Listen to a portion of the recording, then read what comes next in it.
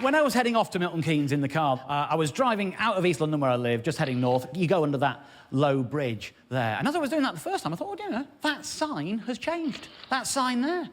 It used to say just 11 feet and 6 inches. And now it says 3.5 metres.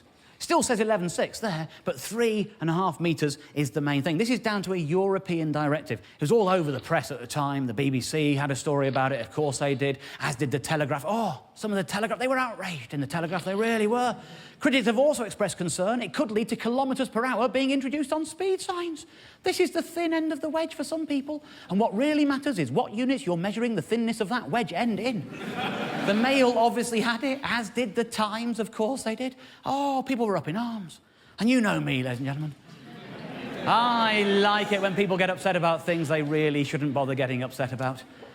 I like to see what those pumped-up people, those sixth-form barristers all full of pomp are saying for themselves. I have been into the depths of the internet, ladies and gentlemen. I've turned the comments I found there, real comments from real people, into something that I like to call a found poem that I would like to perform for you now. Cars don't need to worry about how wide they are.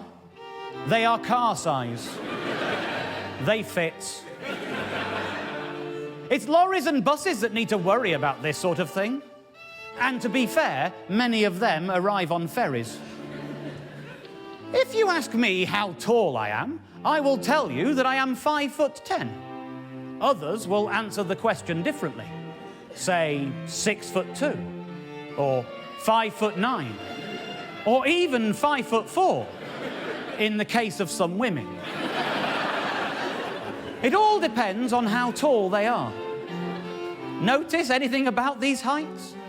They all end in whole numbers of inches. It's never 1.3 inches or 9.8 inches, is it?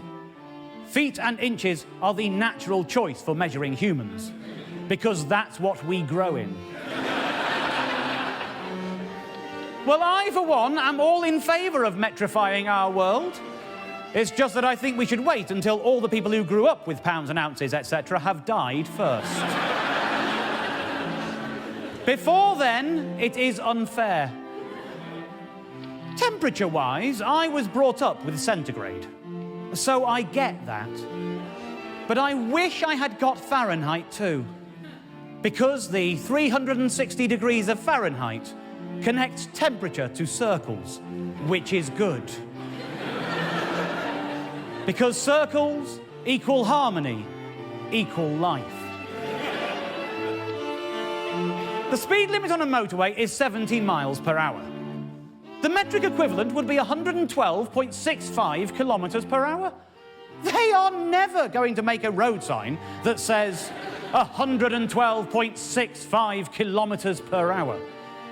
And in my considered opinion, it would be illegal of them to change the speed limit to 110 kilometres per hour. Because that would make every journey slower by more than 1 mile per hour. That would make everyone late. In other words, catastrophe. On the other hand, changing it to 120 kilometres per hour would be too fast. Dangerous. 115 kilometres per hour? Silly.